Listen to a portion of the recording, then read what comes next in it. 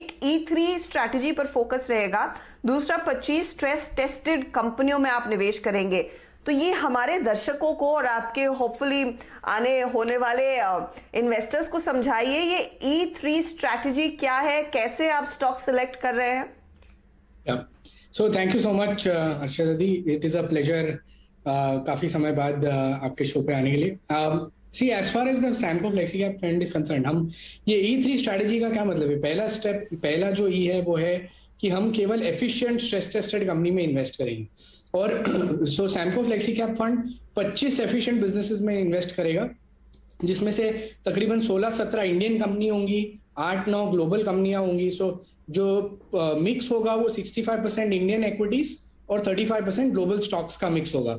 और efficient company का definition ये है कि टिपिकली ये एक ऐसी कंपनी है जो at least 25% return on capital employed कमा सकती है on a sustainable basis across cycles on a year on year basis. So as a strategy ये जो 25 नाम सिलेक्ट होंगे वो इंडियन ग्लोबल मिक्स कंपनीज होंगी and these are going to be high growth company. So not only are we looking at companies जिसका 25% return on capital employed है, यानी जो 100 रुपए की कैपिटल पे मिनिमम 25 रुपए कमाती है, बट ऑल्सो हम इन टाइप की कंपनियों को देख रहे हैं जो बहुत अग्रेसिवली ग्रोथ में री इन्वेस्ट करती है. सो हम चाहते हैं कि हमारी कंपनी है जिसमें हम इन्वेस्ट करेंगे वो एटलीस्ट 50 से 60% जो अर्निंग्स है वो रिटेन करें उनकी बैलेंस शीट्स में और फर्दर इन्वेस्टमेंट्स करें, या तो R&D में, कैपिटल एक्सपेंडिचर में वगैरह वगैरह.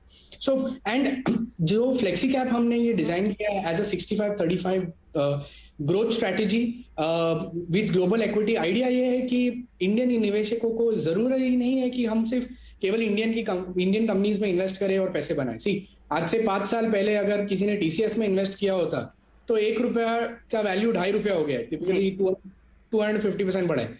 बल्कि माइक्रोसॉफ्ट एक का 6 रुपया हो गया. तो typically the growth has been 6 times there. So idea is opportunity देना है इन्वेस्टर्स को कि इन टाइप की इंडियन और ग्लोबल कंपनीज में इन्वेस्ट करें and over a long 3-4-5 year period 24-25% पे अल्टीमेटली कंपनीज कंपाउंड होंगी तो अपना स्टॉक प्राइस केगर भी could mirror that kind of number. अच्छा जिमित, अब तक जो भी फ्लेक्सी कैप कंपनी आई है वो लार्जली लार्ज कैप फोकस्ड रही हैं, क्या आपकी भी स्ट्रैटेजी वो रहेगी या फिर आपको लग रहा है ऐसी कई स्ट्रॉन्ग मिड कैप स्टॉक्स हैं जो इस फंड का हिस्सा बन सकते हैं?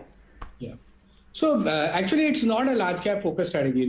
हम truly flexi cap है in the truest sense. So typically about 40